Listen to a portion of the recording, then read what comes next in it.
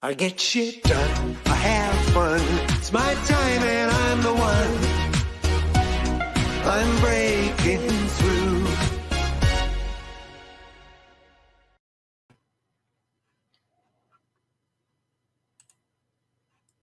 Hello and welcome to the Business Renovator. Today we're going to talk about being a wizard. Are you off to be the wizard of your Oz? I'm going to introduce you to a man who was one of my wizards, one of my mentors. But before we do that, here's a shameless plug for my coaching business.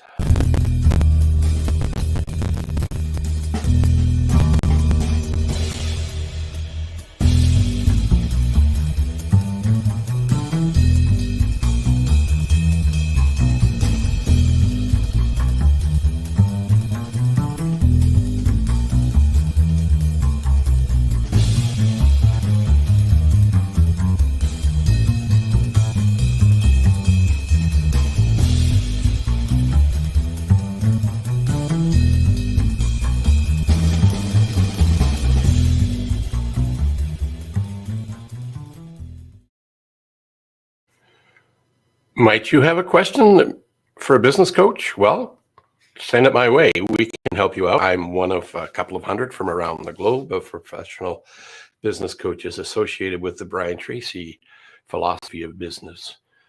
Whether your question is around time, your team, money, or an exit strategy, shoot us a note. Send me an email. Let me know you have a question. Happy to help you out. So I'm going to share a slide deck here just to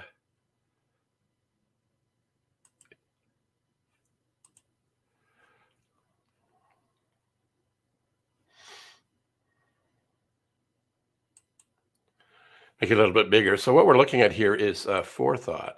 What are you looking forward to? It's also goal setting, which is really what forethought is.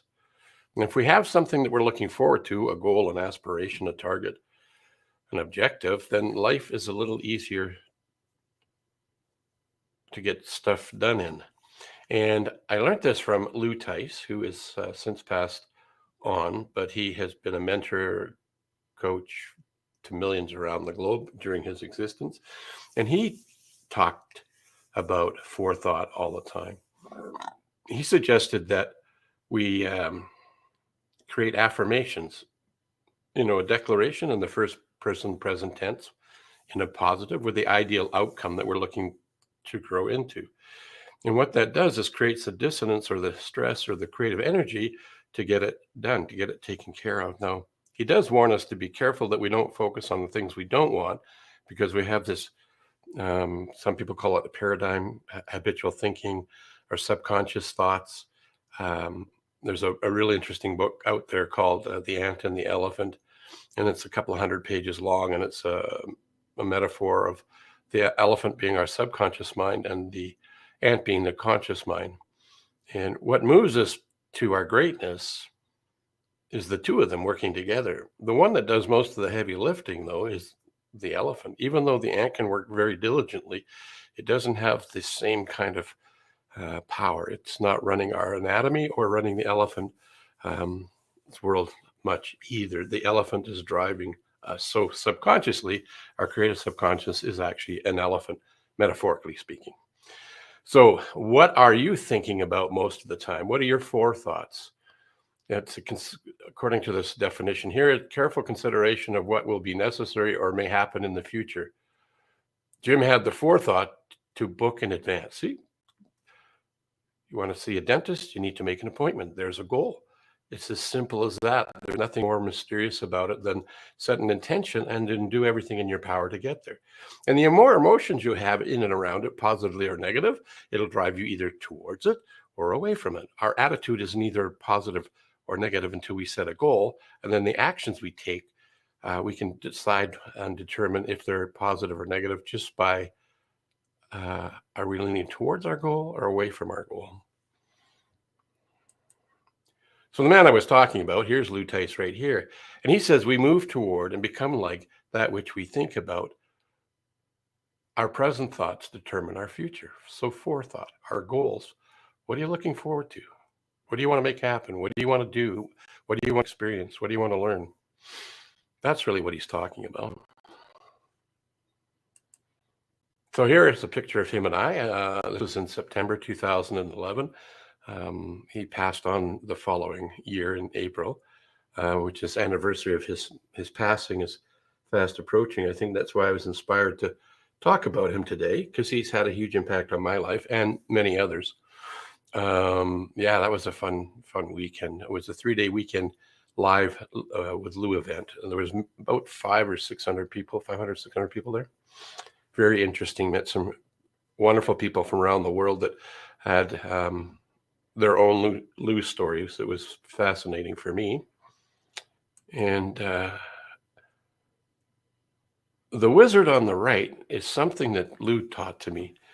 When we went through his program the first time, at the end of it, he said, I could give you the next, investment in excellence for the 90s part 2. He says, but really that would make you dependent on him, or me dependent on him.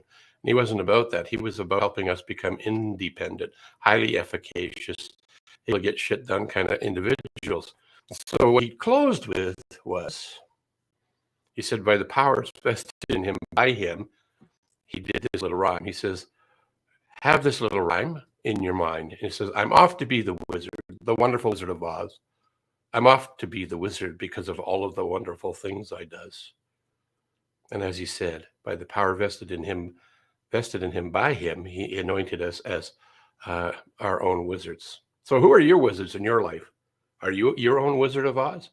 Are you taking charge? Are you responsible? Do you have a mentor? Do you have a coach? Why not? If having a coach can double your effectiveness, and it comes from a wide variety of different people. Former CEO of Google, Schmidt, recommended a coach. All athletes have coaches. Entertainers have coaches, a variety of different kinds. Many of them have a team of coaches. Matter of fact, I have a team of coaches. For my business, I have business coaches. I have a mindset coach. Actually, it's a mental fitness coach, as well as I have a health coach, which I actually have a health team, doctors and nurses that support me in that space. And I have an independent business coach that supports me, and a number of mentors as well. See, we can't do much on our own, but together we become a powerful, highly efficacious group. And the key to all of this is figuring out what it is you want. What are you looking forward to? And going after that with a passion, going after what you really, really, really want, not what you half-assed want. Because if we go half-assed at something, our elephant mind can stop us from doing anything we don't really want to do. Steve Jobs, if I could just quickly find it here on my screen, looking. I don't see what I wanted to share with you, but basically what Mr. Jobs would say is, if you go after something, I just found it. If you're working on something that it's really exciting and you really care about, you don't have to be pushed. The vision will pull you.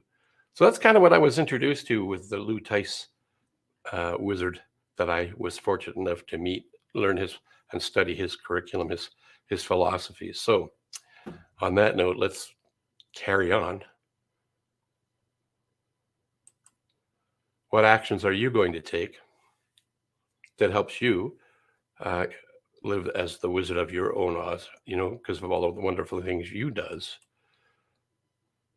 One last look. It takes courage to take the approach of treating somebody with dignity and respect and with high expectations and still holding them accountable. Lou Tice, brilliant guy. Make 2022 your most amazing year ever.